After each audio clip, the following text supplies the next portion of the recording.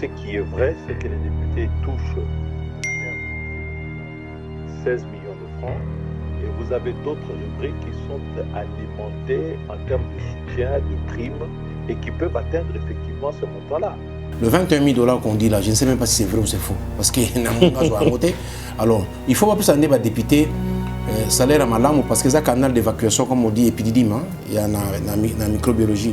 Canal moi il y a bien pour évacuer bon vis-à-vis de la population, c'est un député parce qu'un député qui se répète le matin quand il se réveille, il y a des gens qui sont devant chez lui à la maison à régler le problème, il y a l'hôpital na bango à régler le problème à Golia, na problème à Golia. Bah, tu voyez bien, le même gens qui critiquent aujourd'hui, mais va chez un député qui se répète, bah, tu voyez alors quand on parle de salaire des députés, pour moi c'est un faux problème. Pour moi c'est un faux problème. Mafia, une bande de mafia qui est organisée au niveau de l'Assemblée nationale. Les amis, je confirme ce que je vous dis. Un député national touche 21 000 $ américains. Que trop c'est trop. Trop c'est trop. Beaucoup ça dans la biso boité. Beaucoup ça dans la biso boité. Faux débat, faux débat. Yo monyango faux débat. Pour aux autres aux autres mituka, aux autres lia, aux autres tambola, aux autres calme, aux autres no le côté, au kina na ensemble sinon va ton petit pour ko zongi.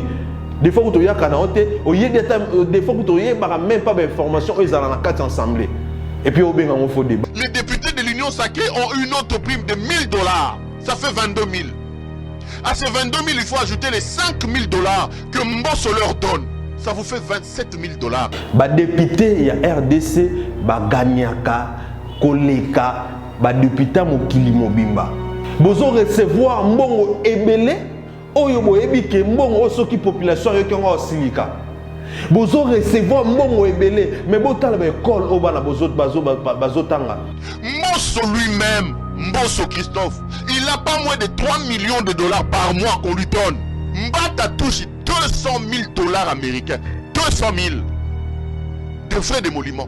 100 000 $ de primes de collaboration avec nous. 55 000 $ de frais fonds secrets de recherche. Plus les 500 000 $ que Sam Aloukoté Michel lui donne. Pour soi-disant gérer les députés. Et tout ça, au terre Yamakambo Nyoso, et ça, président Antoine. Ezali président de la République Antoine Tshilombo yendaza auteur à Makambo oyo parce que ayebi yango Félix Antoine Tshisekedi Tshilombo a regroupé ses chiens de garde. J'ai vu des charlatans se répandre dans les réseaux sociaux, des journaleux, des gens qui ont échoué dans leur branche d'études, qui n'ont pas fait écho, des mécaniciens, des tailleurs, des infirmiers, des docteurs, des juristes, des ingénieurs qui n'ont pas fait long chemin dans leur domaine de formation et qui ont atterri dans le journalisme comme des cheveux dans la soupe. Ils se sont répandus à la télévision pour dire écoutez, où sont les preuves, il a menti. Martin Fayulu, le chef d'une grande famille politique, il vous dit Oyo so célérité, oyo zali bokonza bondo kipenza oyo.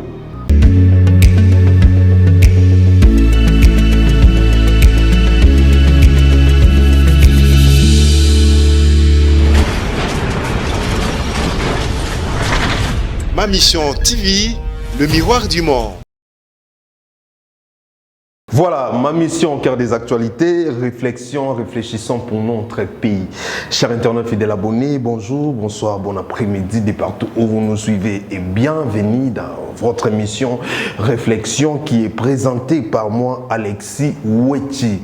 Mbote, peuple Mokonzi, Kongomani, de partout où vous nous suivez. Mbote, Nabino, Mingi, Mingi, Nabandeko intérieur.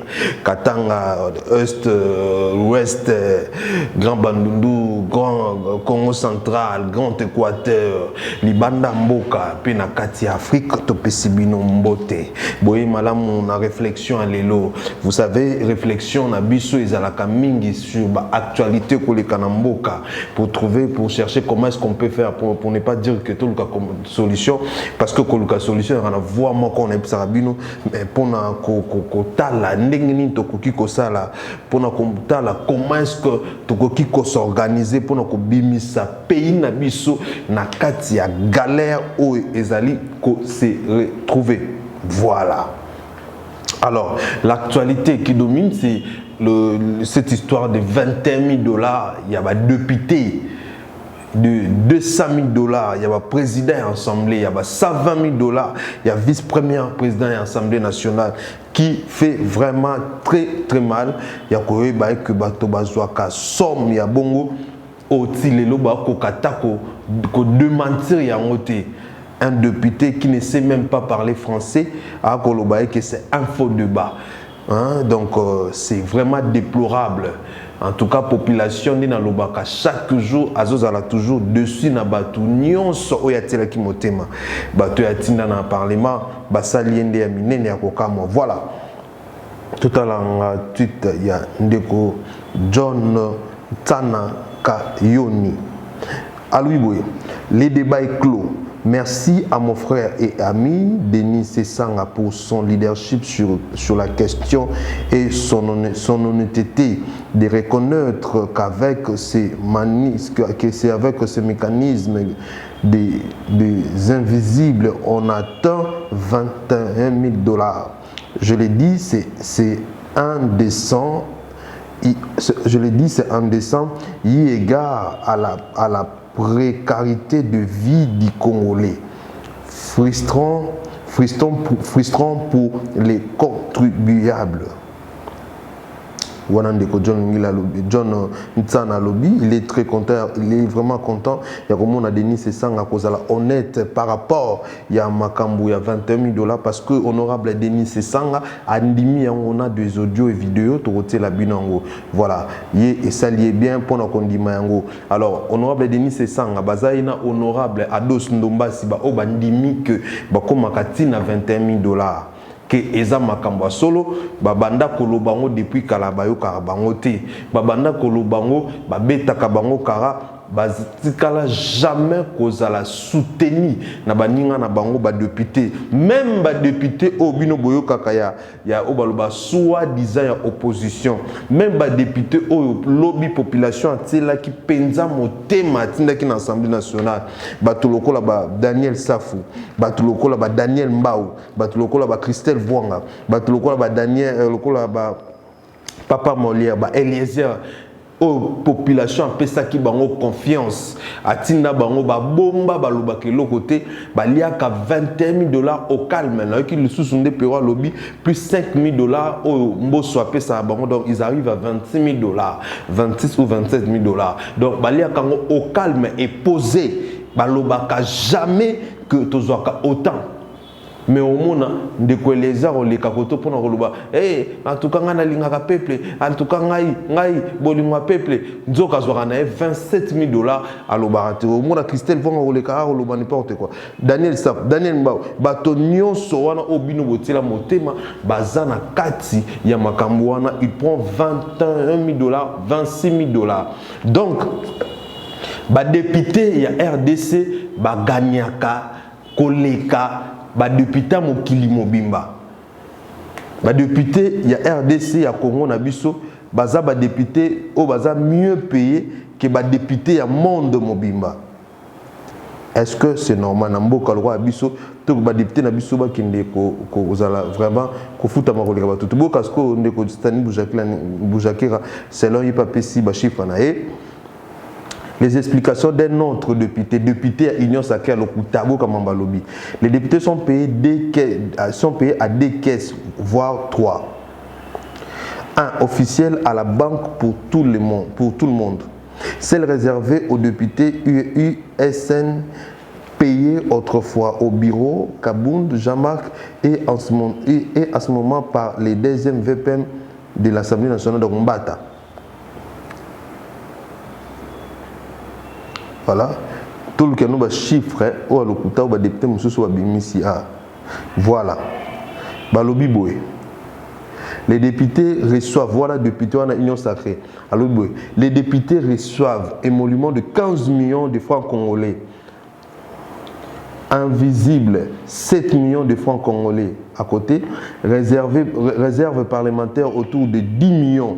Total en toute honnêteté, on navigue autour de 32 millions. 32 millions, c'est équivalent de 16 000 $. Voilà, député à Union Sacrée Moutako Sibongo. Mais ce que c'est là, on envoie 16 000 $, et ça mouki. C'est là. Denis Sessanga, ayebisi biso que bazwa kapenza bambongo wana tango bakomaka na ba prime nyonso nakoluka tweet Denis Sesanga pona tangela bino. Voilà. Voilà.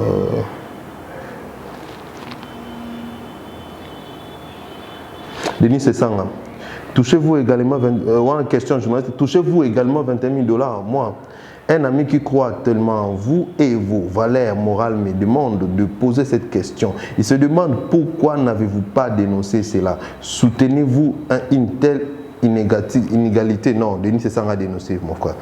Denis Sesanga a dénoncé depuis longtemps. Voilà, bon, Tokota, parce que ça nous prend beaucoup de temps, bah, tout est ébélé, les temps au Lukango, tu as balancé la vidéo, on a image. Alors, bisoto a koloba lisusu na population parce que bato bazo $21,000 ce sont des gens oyo population etinda, ce sont les gens oyo population est soutenant. Yango nazoloba toujours na population congolaise na ba Congomani tout savoir que tokoki lisusu kotia motema na ba politicien te tozwa kandeti ya Daniel Safu. Daniel Safu aya tseba tuma kelele a ko finga kabila tongo midi pourquoi ko finga ba camion sotongo midi pourquoi croyant que mutu malamu oyo soki a komi na Assemblée nationale a ko sala makambo malonga. A commis l'Assemblée nationale, a commis ba pire petit à Jeannette Kabila, a commis ko sala makambo zangatina, a commis ko bina na kati assemblée, a zoakana $26,000 tranquillement au calme, a tikala jamais kolobango. Yo bomona na propos ya Daniel Safu, bomona côté mususu à côté la akoka koloba mabe ya Félix Antoine Tshisekedi, ba côté mususu koloba mabe ya Union Sacrée, au mona mingi à côté la bango. Parce qu'il sait que batie bango na ba condition moko oyo yazo sepela nango ya kozwaka $26,000 même quand na Christelle Vuanga na kotanga batu oyo population bo soutenaki net mutoko a Christelle Vuanga ba votaye il a offert presque elle est votée il a offert abimise l'autre côté na koleka na TV na kiosque ni comme ça Christelle Vuanga député. Na ba analyse na ye, na ba promesse na ye, na ba espoir na ye apé sa population. Na intelligence na ye, population croire na ye non, moi sur photo soutenir ye, moi sur photo pesa ye mandat, a kende akoma kolobela biso. Depuis Christelle Vuanga akoma député, alobakani. Christelle Vuanga a sala déjà nini, abimisa mention nini o ezala exécuté. Question avec débat, question orale avec débat nini oyo ye a évoqué oyo ezala et c'est l'Obama oyo et salama pona bat oyo pona ba base na qu'est-ce que l'a fait, qu'est-ce que le gouvernement fait pona question orale le débat oyo abimisa pona ko soutenir bato batindaye bato ba soutenir bato ba voter en fait Christelle Vuanga et l'autre côté. Donc, bango nyonso baza ba malhonnête. Na zui lisusu ka ya Daniel Mbao, professeur à l'université, pasteur soi-disant. Donc, par exemple, bato ba fingisa comme ba pasteur Daniel Mbao pa na kat. Ya zo fingisa comme ba pasteur, faux pasteur Daniel Mbao. Daniel Mbao, yo mususu okenda ko lala na libanda palais de la justice, ko senga bazong se lo voir na batu ba lobby population lobby yo na ba Daniel Safuana. Ba pesi bino ba voix, ba zomisi bino ba voix. Bokoti à l'Assemblée nationale. Boko à l'Assemblée nationale, bo changer totalement. Bozami tema mabe sans mawa, sans pitié. Bozo recevoir mbongo ebele, oyo bo ebike mbongo osoki population yo kengo osilika. Bozo recevoir mbongo ebele, mais botala ba école obana bazotanga. Olivier za pour illustrer les bisons. Botala ba école. Bozo recevoir mbongo ebele bongo au moment où population azolela azoko kalisusu ko voyager té manque d'avion manque en carburant population ko ça sous ba déplacement té ba faire ya batu misusu lali pona tozana ba nyongo to ko ka futa té pour pesa biso carburant mais bozo ndi ma ba futa bino chaque fin de mois et bazo futa bino très bien ba o écoute ya assemblée nationale ba ya assemblée provinciale ba sali 15 mois wazara payer. Mais bino bozo ko recevoir $26,000, $21,000 plus le $5,000 otoki ke ba pesa bino sur likolo. Bo vandi nie, bo vandi ngume, bo melami. on a bino tout on a rotanga Daniel Safou, Daniel Mbao, Christelle Vouanga, Papa Molière, Eliezer. Botikala même pas qu'on soutenir démarche il y a des lycées Sanga. Ceux qui vous acquis bien, ceux qui vous acquis vrai, il a fallu vous soutenir démarche il y a des lycées Sanga. Tant à l'obaki il faut qu'on quitte ça. Salaire, il y a des députés, quand on au moins $4 000, il a fallu vous soutenir. Mais Botikala jamais qu'on soutenir. Vous vous contentez de recevoir $21 000. Entre-temps, Batumsu va souffrir. Entre-temps, Batumsu va nyokwama. Dans la population congolaise, il ne faut jamais compter dans la politicien. Il y a bien azaté, il y a sérieux azaté. Babana kozongo depuis le mois de janvier, tilelo. D'ailleurs, avant le mois de janvier, bande déjà kozongo ebeli. Et comment il y a 21 000 dans le mois de janvier. Avant le mois de janvier, bazaïk déjà 16 000, 17 000. Dans le mois de janvier, on est comme $21 000 wana. Yango nazo beta sete. Qui croyait que Eliezer Lelo a koki ko zalaboye? Qui croyait que Safou, Vouanga, Mbao bakoki ko zalaboye? Bat o bat ba pesa ki confiance. Nazo beta bino, nazo vande la bino pourquoi? Parce que bino bozali bat o même ngai na croira ki na bino. Na ba discours na bino avant boko assemblée nationale. Boko ti assemblée nationale bo changer totalement. Totalement. Beaucoup de gens ont été. Est-ce que mon Christelle voit les questions de Teva Loba, les Souna Loba Liboso? Est-ce que mon Daniel Mbao a les Kaloba, bien qu'il y ait un union sacrée? Est-ce que mon Daniel Safou, comment on a dansé à l'Assemblée nationale? Botan Ninga Obina, beaucoup illustrer sur image. Botan. A comment on a bien l'Assemblée nationale? A comme ça, l'Assemblée nationale, comme ça, on placement, on dirait placement à théâtre, on dirait seulement à concert, on dirait seulement à spectacle. Ça cause un problème dans l'élu. Quand vous êtes député, vous avez élu, au cours de 50 ans, il y a destruction système éducatif à Mboka, système y a roulé à Mboka a détruit. Quand on est élu, en face de toi, tu as la population qui te dérange pour preuve. Chaque député, un des députés qui se respecte le matin, tu vas y aller. Bakunda matanga ne na utia noti ko assister na matanga mo. Tukunda matanga pour système a été détruit pendant 50 ans. Donc tukunda matanga le $21 000 qu'on dit là, je ne sais même pas si c'est vrai ou c'est faux parce que na monga zo voter. Alors, il faut pas plus ande ba député salaire à malamu parce que ça canal d'évacuation comme on dit épidémie il y a na microbiologie. Canal mo ya bien ko évacuer bon vis-à-vis de la population, c'est un député parce que un député qui se répète le matin quand il se réveille, il y a des gens qui sont devant chez lui à la maison, à régler problème il y a l'hôpital na bango, à régler problème à Golia, na problème à Golia. Bah tu voyez bien, le même gens qui critiquent aujourd'hui, mais va chez un député qui se répète, bah tu voyez alors quand on parle de salaire des députés pour moi c'est un faux problème. Et je dis à Jean-Marie Loukoulas, arrêtez. Biso, toza bazoba na binote. Ovana gino na poto kuna, obana ko sa maram na yo. D'ailleurs, oyebi même pas de makambo le kana kata Kinshasa. Oyebi yango même pas. Oye na ebité la magini ni ba voter au commis député national. Et quand on parle de ces de $21 000, osa quand même na audace. Il y a quand même ça biso que $21 000 $21 000 que les députés ont $21 000, c'est un faux débat. Le $21 000 qu'on dit là, je ne sais même pas si c'est vrai ou c'est faux. Parce que alors, il faut pas plus ande ba député salaire à malamu parce que ça canal d'évacuation comme on dit épidémie il y a na microbiologie. Canal mo ya bien ko évacuer bon vis-à-vis de la population, c'est un député parce que un député qui se répète le matin quand il se réveille, il y a des gens qui sont devant chez lui à la maison, à régler problème il y a l'hôpital na bango, à régler problème à Golia, na problème à Golia. Bah tu voyez bien, le même gens qui critiquent aujourd'hui, mais va chez un député qui se répète, bah tu voyez alors quand on parle de salaire des députés pour moi c'est un faux problème.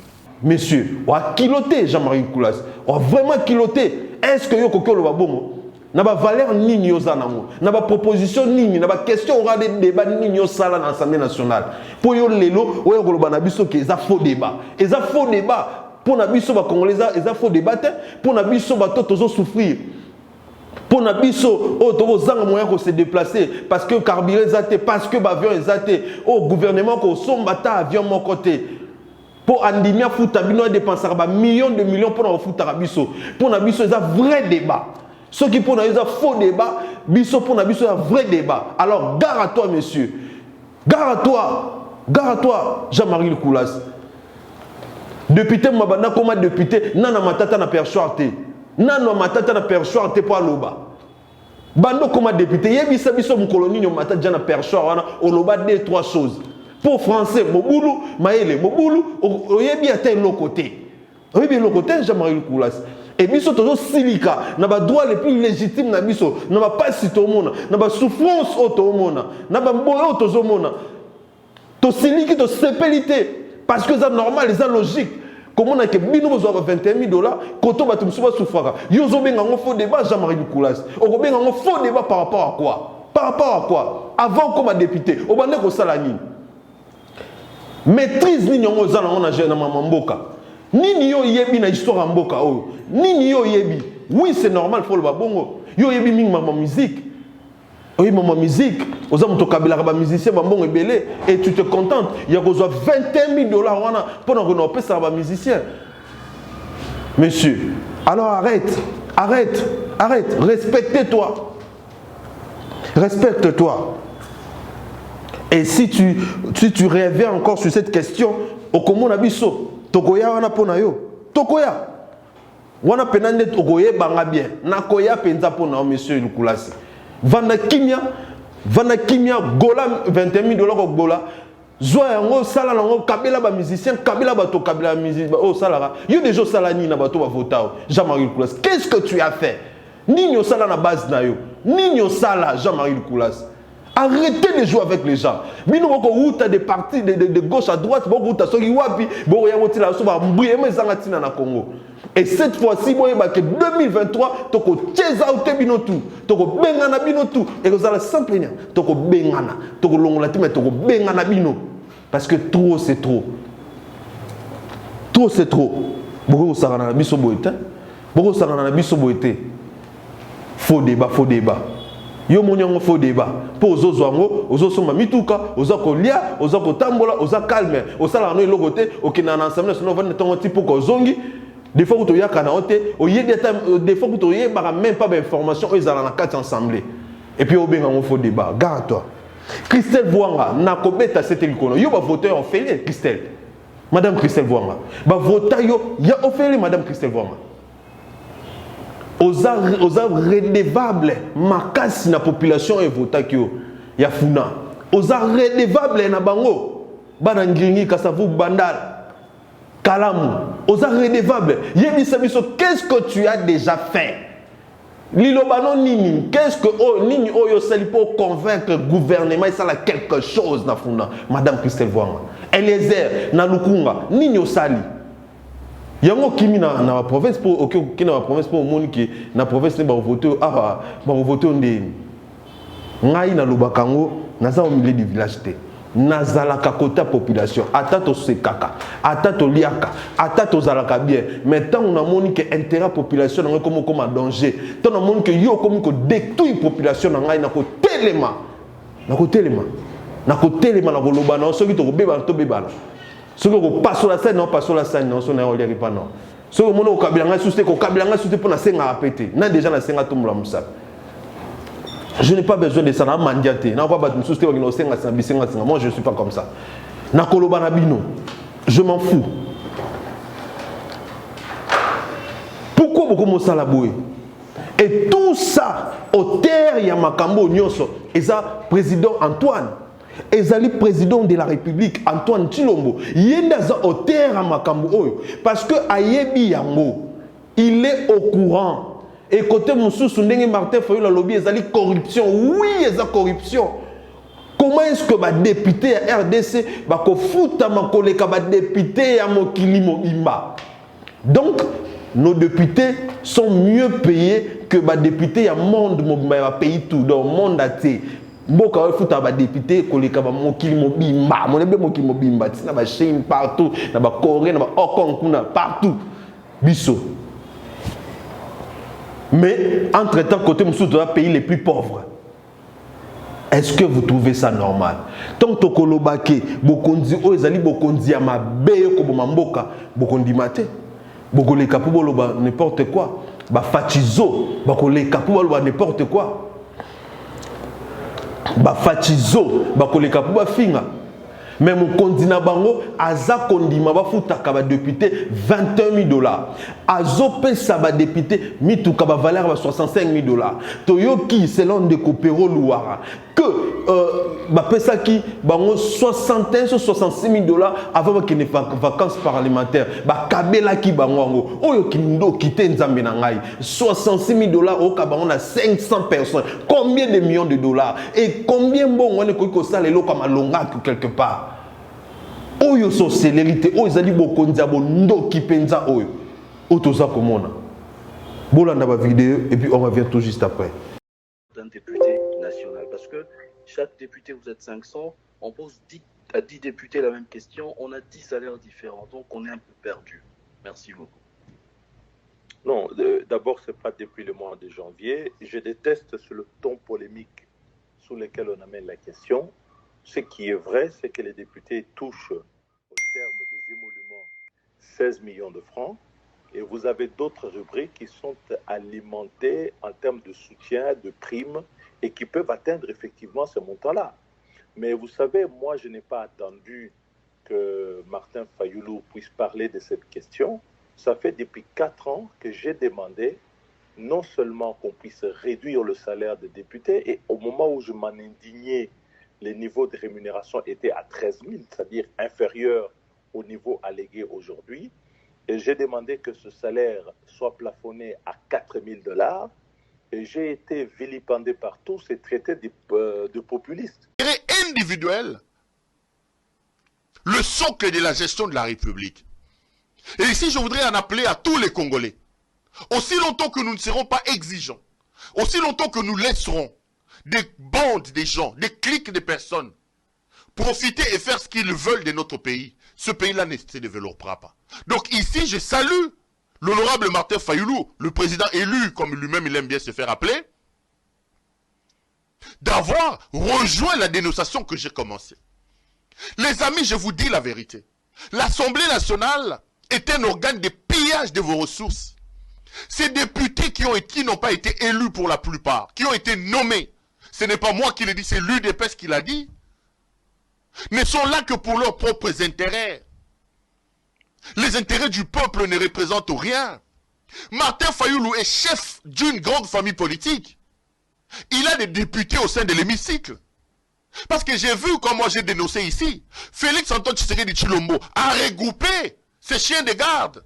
J'ai vu des charlatans se répandre dans les réseaux sociaux, des journaleux, des gens qui ont échoué dans leur branche d'études, qui n'ont pas fait écho, des mécaniciens, des tailleurs, des infirmiers, des docteurs, des juristes, des ingénieurs, qui n'ont pas fait long chemin dans leur domaine de formation et qui ont atterri dans le journalisme comme des cheveux dans la soupe.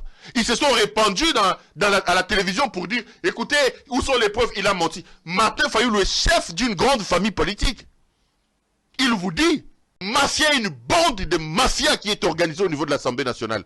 Les amis, je confirme ce que je vous dis. Un député national touche 21 000 $ américains.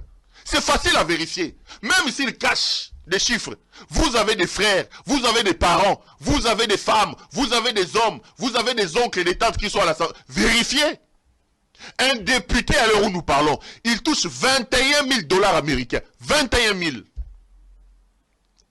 Et dans ces 21 000, les députés de l'Union sacrée ont une autre prime de 1 000 $. Ça fait 22 000. À ces 22 000, il faut ajouter les 5 000 $ que Mbosso leur donne. Ça vous fait 27 000 $. Je l'ai dit. 27 000. Mbosso lui-même, Mbosso Christophe, il n'a pas moins de 3 millions de $ par mois qu'on lui donne. 3 millions de $. Je l'ai dit ici. Je l'ai dit. Regardez comment il a rajeuni.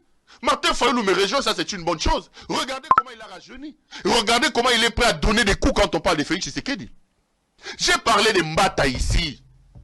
J'ai vu qu'il a envoyé des gens pour me contrer. Mbata touche 200 000 $ américains. 200 000 de frais d'émolument.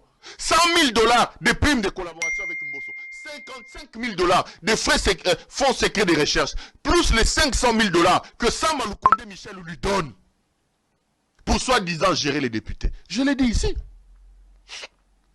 Je vous ai dit qu'au mois de juillet dernier ici, Félix Tshisekedi a donné 63 000 $ à chaque député. 63 000, 63 000, 63 000.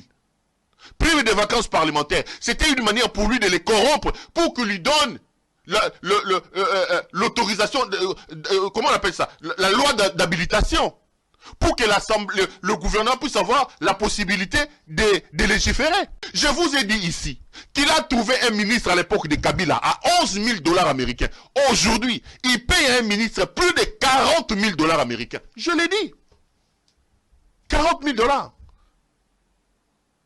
Et au moment où je vous parle, je suis en train d'exploiter des documents. Je viendrai maintenant vous montrer la liste des membres du cabinet de M. Tshisekedi. Là, c'est encore... Vous allez tomber. Kamer a dit quand ils sont arrivés, il a triplé les salaires à la présidence. Là, c'est encore pire. Quand vous allez apprendre combien les directeurs de cabinet de Tshisekedi gagnent. Je suis en train de lire les documents. Je viendrai encore vous dire ici. Mais c'est quel pays? Mais quand Iracham vient dire que ce n'est même pas les 30% de ce qu'on vous donne. Voilà. On a beaucoup de vidéo. Premièrement, tu as un avion ti. Tu as un Congo Airways. Deuxièmement, tu as une crise. Il y a kérosène, il y a carburant. Exact. Pour il faut te foutre pour fournir biso. Troisièmement, parce que désordre est en casse dans la société à l'État. Et puis, dans la société, la compagnie aérienne, il y a l'État, il y a un avion. Et vous préférez, il y a 20 000 $ par mois, il y a 500 personnes, 20 000 $ par mois, par président, 200 000, se trouver dans 3 millions, 1 million à la fin du mois. Or, on a ceux qui vont réduire, ça peut nous acheter combien des avions? Combien? Et ça peut aussi nous aider, il y a il y a kérosène, il y a carburant, mais vous talibinoté pour nous condamner, pour nous pouvoir nabino, vous avez lapider sérieusement qu'est-ce à l'État. Souci peu problème à peuple talibinoté. Botala comment est-ce que la population a souffert, cause avion comme il y a on dit bazo la descente. Oh kindo kite nzambe na ngai. Tant encore que pouvoir oser bondo ki penza bondi melangai. Bondo ki yango. Bat ba o l'avion net ba o la esprit de vie, net ba o la descente, net ba o la transco na masina. Topé na ville pour ba kende chang. Mawa. Boki mamde ko pero lo ngalobi. Ba journaliste oyo ya ignosa oyo entre parenthèses Yanini, on est un peu docteur, on a juriste, on a les lois parachita, on a un cas de métier au Bissozali.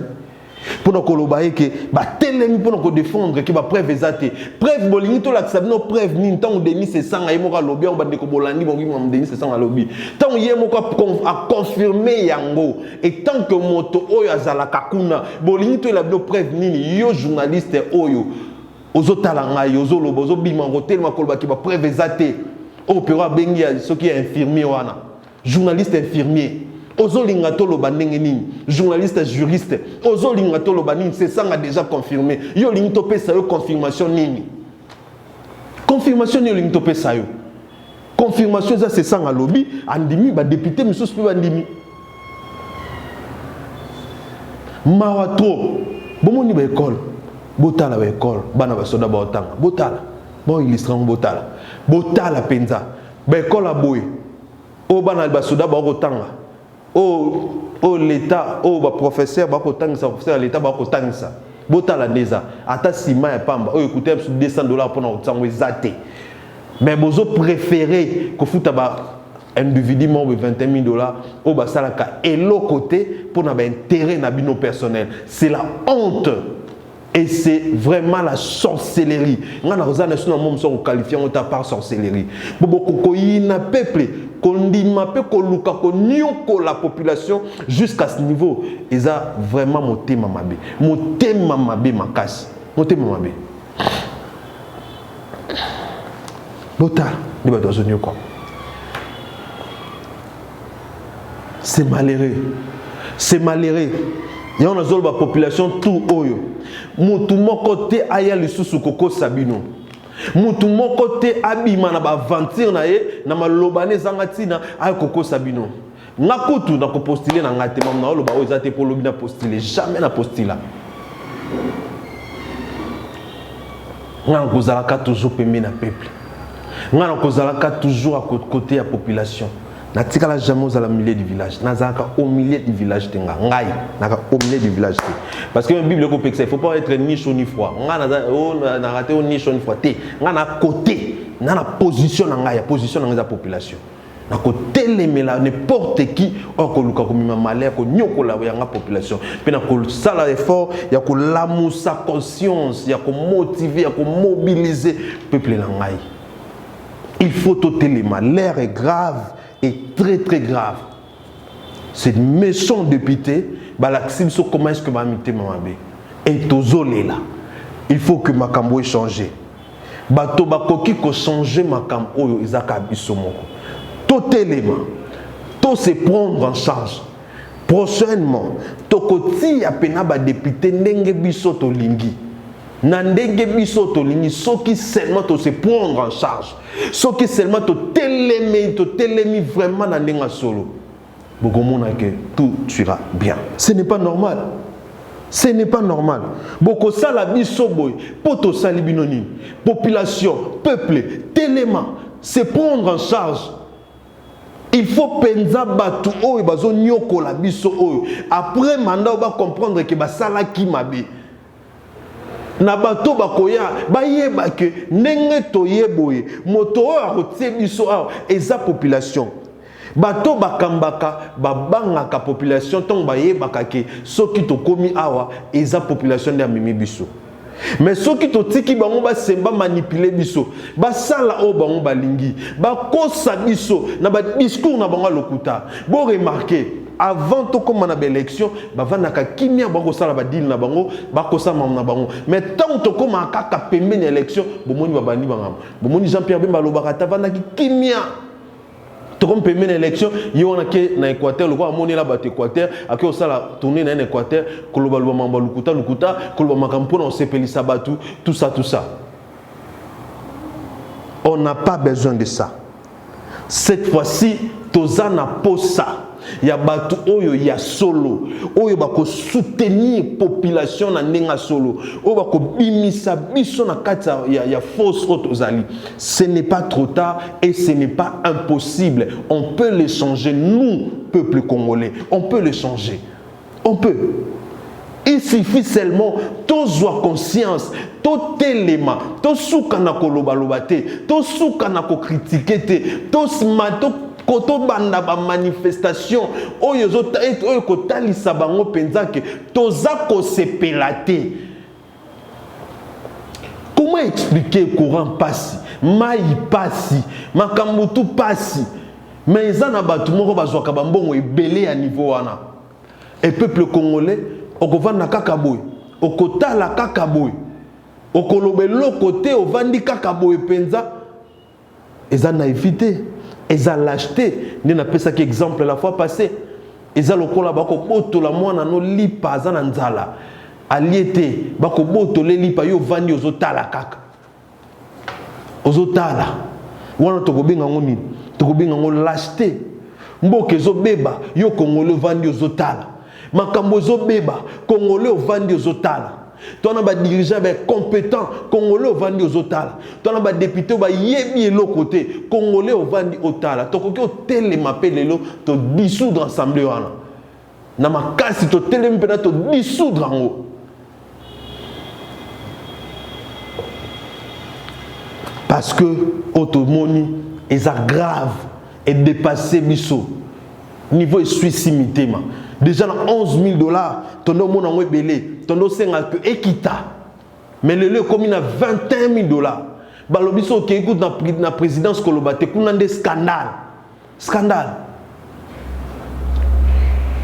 Babi na présidence scandale. Et puis caméra, ko taper poitrine, ko la fière, ya Kolobate que je multiplier le salaire ya ba agent ya présidence. Bozo multiplier le salaire de la présidence au moment où bozo betato le pour bozo fout à professeur $200 et professeur on peut azo gréver pamba pas bozo $200 régulièrement té boyo ka niveau injustice député $21,000 ou azo sala et l'autre côté mais professeur $200 médecin ceux qui 500 ça peut combien bazo kota ba grève pas pamba pour ba prime bazo katé ba salaire bazo katé mais ba député on a ératakaté chaque fin de mois ils sont servis. Attends. Vraiment. Atabino moko. Na ali oyo et beaucoup boza vraiment qu'on pensait que biso to continuer qu'on soutenir penza bo konzi oyo jamais te soutenir jamais. Il ne faut jamais cette fois-ci voter parce qu'il y a lobby makambo lobby après qu'on voter non. Cette fois-ci, il faut makambo changer, changer makambo belé. Na bokonza sikayo koya to ça l'effort, ba changer constitution. Makambo sikayo kota. Na kata constitution sikayo peut ça mingi avantage na population. Parce que ça fait très mal et c'est trop. Bande konabiso. Sincèrement et sérieusement, ba tout va souffrir na moko. Ba tout va souffrir. Pas ses alliés, Makassi. Il faut que Makambo change. Ndena lobby est trop tardé. Makambo kokyo changer. Si seulement que biso moko population tout est l'émi. Il faut seulement qu'on se prenne en charge. Voilà la solution. Chers internautes fidèles abonnés de ma mission de télévision, merci. Nasukia, tout le monde en a le sous la minute. Au revoir.